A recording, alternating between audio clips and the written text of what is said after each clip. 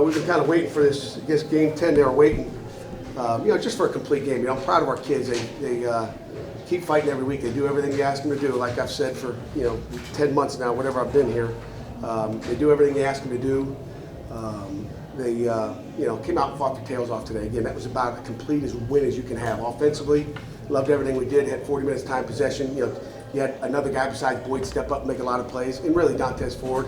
I mean, Charlie comes up with 3 major catches, I think. Just stepped up, and that's what we talked about, guys making plays. You get an opportunity, you got to maximize your opportunities when you're out there, and that's what we did. Whether it's the sack, fumble at the end, we made plays. I mean, some obviously disappointing things when we get a turnover and a punt, we put it back on the ground the next play, and we can't do that. But just overall team win. It's hard to get those on the road, and our kids have been road warriors. We're sitting at 5-1 in the conference and 7-win season right now, and looking to try to get 2 more here. Looking forward to being home in Pittsburgh. So open it up for you guys. You are, 5-1 on the road this year. How have you been able to avoid some of the droppings that can trip you up, I guess? Just keep it consistent. I mean, our guys, we talk about it being a business trip, and wherever we go.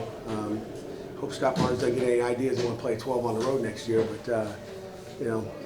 Just being consistent. I mean, being who we are and not changing things when you're on the road. I mean, we get them down here, and our guys are ready to play. So I don't know if it would have mattered if we were home or away. Our guys just find a way to do what they're supposed to do, and sometimes we do it good, sometimes we don't necessarily do it the way we want. But I don't think that's a big deal. When did you find out that Sirk wasn't going to be playing for them, and how did that affect going into We didn't really care who played.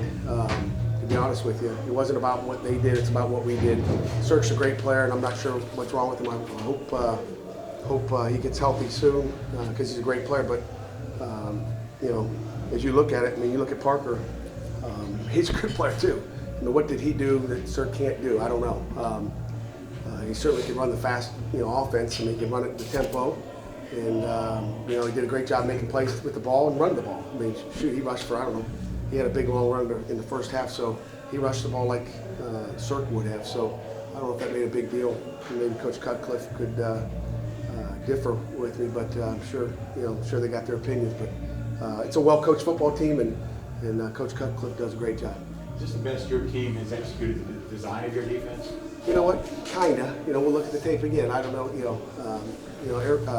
Virginia Tech was probably hard to beat, but just a couple explosive games that we give up. A quarterback outside zone where I saw that from on the field where Galambos goes underneath. Got to get over. I mean, they're running outside. You got to get over top, and if he gets over top, okay. They hit a couple, fade balls on our corners, which is going to happen when we're pressed up all day like that. So that doesn't bother me. It's a run game that we got to clean up and not give it to them. But for the most part, I thought we were pretty good in the run, except a couple big ones, I guess.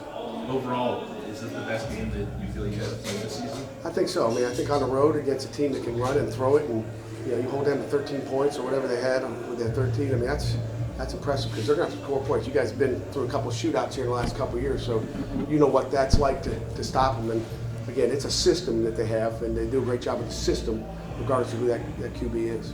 Was getting Ford and Challingsworth more involved in the offense part of the game plan coming in? It's always part of the game plan. Now hope it gives Nathan more confidence to throw it their way. Sometimes you go to the guy that's going to catch it, guaranteed, and that just opens us up when those guys are making plays. That was a heck of a catch by Charlie down here in the third quarter, I believe. It was on a third down. It was a big time catch, and but it gives a quarterback confidence to throw it to those guys. But we always have another plan to throw it to them, but they got to get open, and then you got to make the catch too. So they did that today. You rotated pretty heavily on defense. How do you feel like some of those guys who don't see as much time? As you guys know, Tyreek is back home, and anytime you don't have that big son of a gun in there, and Scarpinato was out. Hopefully we'll have them both back this week. But you look at Moody. Moody has an interception. You talk about making plays and maximizing your opportunities. He got a chance to get a pick at the end of the half, hits him right there, where we have a nose kind of drop off into coverage. And that could have been another touchdown right there. But we were trying to rotate guys in, and I thought Taleni and Moody did a great job of subbing in for those guys and getting reps inside. So we'll see. I'm sure KK Render had a pretty good day, but we'll watch the tape to find out. Is that zone blitz on that play? Is that something you do? Have you done that before? I don't know.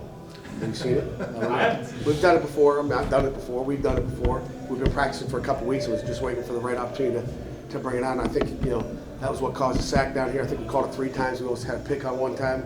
I think, caused fumble there. And then there's one other time that maybe we hit the quarterback. I'm not sure. That's why you called a timeout, right? You called his own plays. No. We don't want to give him time to call. As a fake field goal, is that just Steinbeck? Steinbeck made a play. I mean, he did his job. The center was eligible. He made a play and covered his guy and it was a great PB. It was a huge play in the game. And Steinbeck came in at the end of the game and did some nice things. Came out and made a play on a ball that was thrown out in the flat. Vision and broke up, and he's obviously going to get more reps. We've had confidence in him, and he showed that he can go in and get it done in a big game. So I'm happy for him.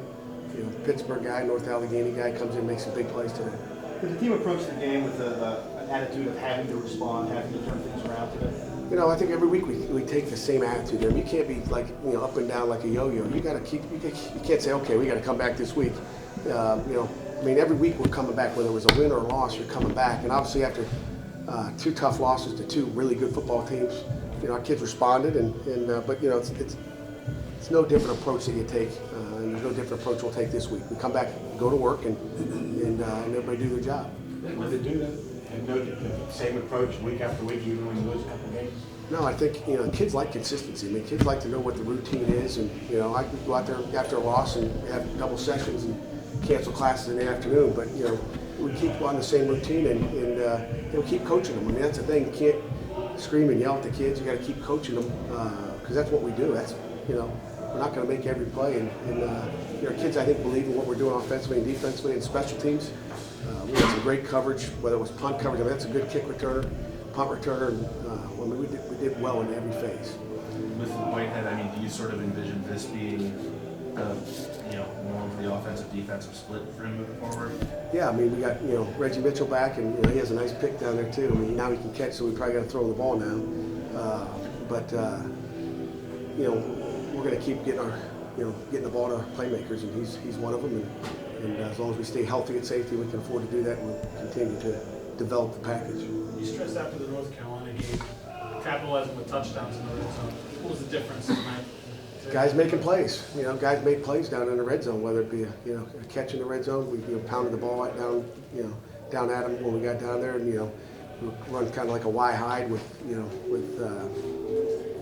JP. The one time had a huge touchdown catch, I think on 3rd down and 3. And I'm sure they thought it was a pass, and they didn't cover him as good as they needed to. And JP makes a great catch, and Nathan makes a great throw, put it right where he was the only guy who could catch it. Nathan made some great throws out there tonight. Any reason for why you didn't see Chris James until the 4th quarter today?